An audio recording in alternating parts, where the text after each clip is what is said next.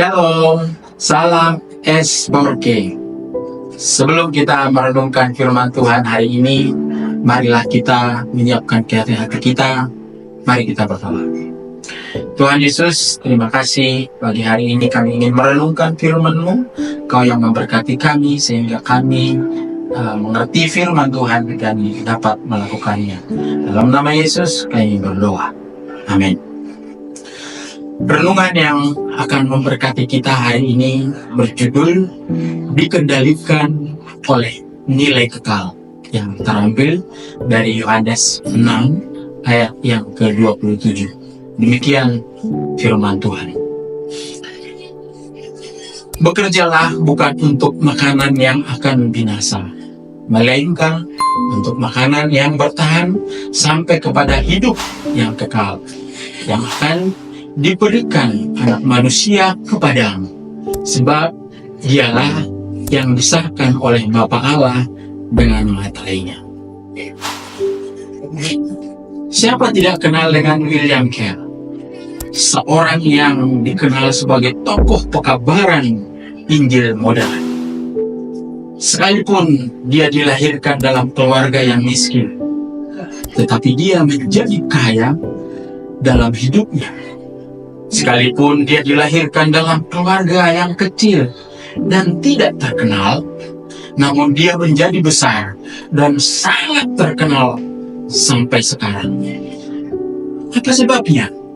Hal itu terjadi karena William Carey telah berkarya bagi kepentingan kekristenan. Dia rela meninggalkan tanah kelahirannya Inggris dan berdiam di India beberapa tahun hanya untuk memberitakan kabar sukacita bagi mereka yang belum mendengarnya. Yang menarik adalah bahwa William Carey selalu berusaha untuk hidup mandiri. Kehidupan sebagai tukang sepatu pernah dia jalani. Bahkan di India, dia pernah bekerja di perkebunan nila.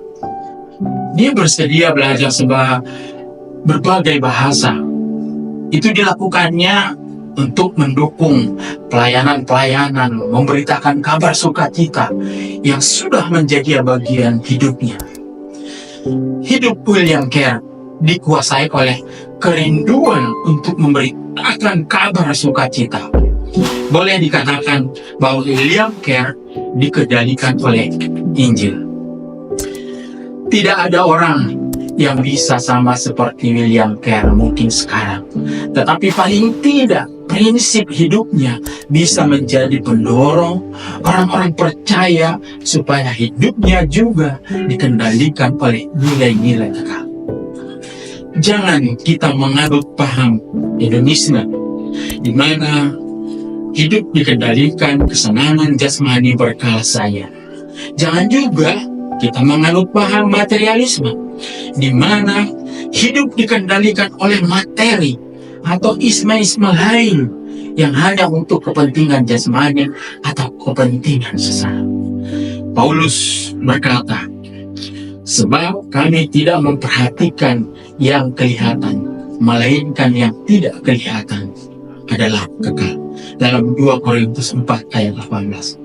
Ada dua hal yang perlu diperhatikan agar kita dengan tulus mau menyerahkan hidup kita untuk dikendalikan oleh nilai-nilai kekal. Yang pertama, hidup yang dikendalikan oleh nilai-nilai kekal bukan berarti melupakan kebutuhan jasmani. Kita tetap harus bekerja, kita tetap belajar, kita tetap berusaha supaya kebutuhan jasmani kita terpenuhi. Yang kedua, hidup yang dikendalikan oleh nilai-nilai kekal berarti mengerjakan segala sesuatu untuk kepentingan kekekalan. Ketika kita bekerja, belajar, atau berusaha yang lain, kita harus melakukan dengan segenap hati untuk Tuhan. Dalam Kolose 3 ayat 23. Bentuk-bentuk nyata dari hal-hal yang bernilai kekal lainnya adalah menolong sesama dengan tulus, memberitakan kabar-kabar sukacita, melakukan pekerjaan pelayanan dengan segenap hati, hidup rukun dan saling berbagi, bekerja sama dengan orang-orang seperti kita bekerja sama dengan tubuh Kristus. Kita hidup dikendalikan oleh nilai-nilai kekal. Maka ada banyak hal yang menjauh dari hidup kita, seperti pementingan diri sendiri, kekecewaan ketika tidak mendapatkan hal yang diinginkan, ketidaksabaran saat menderita, mengingini milik orang lain, atau iri terhadap orang lain, sifat tamak dan serakah, dan lain sebagainya. Renungan hari ini disandur dari renungan harian Manna Surgawi. Respon kita terhadap panggilan suara Tuhan mengubah hidup kita menjadi hidup penuh syukur. Marilah kita berdoa. Terima kasih ya Tuhan untuk renungan pagi hari ini. Biarlah kami terus menjadi pelaku firman Tuhan. Terpujilah nama-Mu, di dalam nama Tuhan Yesus kami berdoa. Amin.